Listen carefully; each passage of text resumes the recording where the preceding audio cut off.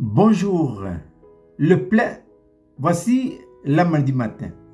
Éphésiens chapitre 5, verset 18.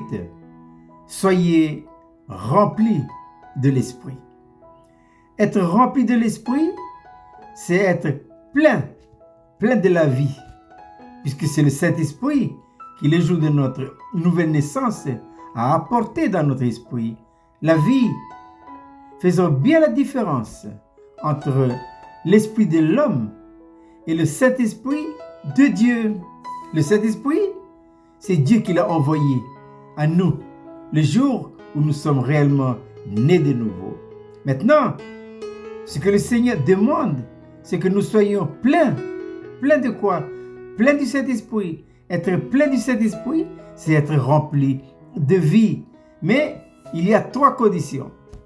La première, c'est qu'il faut que nous soyons nés de nouveau. Il n'y a pas de plénitude si on n'est pas né de nouveau. C'est la première marche. Et qu'est-ce que la nouvelle naissance? La nouvelle naissance, c'est l'acceptation en soi d'une nouvelle vie. Quelle vie? La vie du Seigneur Jésus-Christ. Deuxième condition, il faut que intérieurement, nous soyons reconstitués. Et pourquoi la reconstitution est-elle importante? C'est important parce que, à cause du péché, il y a en nous un schisme. L'ordre intérieur a été complètement bouleversé. Ensuite, il faut que le Saint-Esprit et la croix fassent une œuvre profonde en nous pour remettre intérieurement en chacun de nous chaque élément de notre esprit à la juste place. Quelle est donc cette juste place? L'esprit doit être à sa place, secondé par l'âme et ensuite le corps. Si cet ordre intérieur n'est pas reconstitué, on peut être né de nouveau, mais pas du tout rempli du Saint-Esprit. Et ensuite, si cette œuvre intérieure en nous a été bien faite, c'est alors que viendra la 3e condition, c'est que nous serons remplis. Et pourquoi? Mais c'est simple à comprendre. Pour remplir une bouteille vide, il faut mettre la bouteille sous le robinet. Et ensuite, on ouvre le robinet. C'est comme ça que la bouteille est pleine.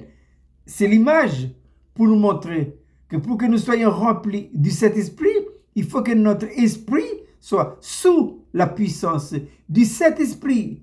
Autrement dit, si cette bouteille, si notre esprit n'est pas au-dessous de la puissance du Saint-Esprit, on est réellement né de nouveau. On peut connaître toute sa Bible, on peut prier, jeûner et tout ça, mais on ne sera jamais rempli du Saint-Esprit, puisque la plénitude du Saint-Esprit est liée à une autre expression, l'onction. C'est quoi l'onction? L'onction, c'est la puissance du Saint-Esprit qui se repose sur notre esprit.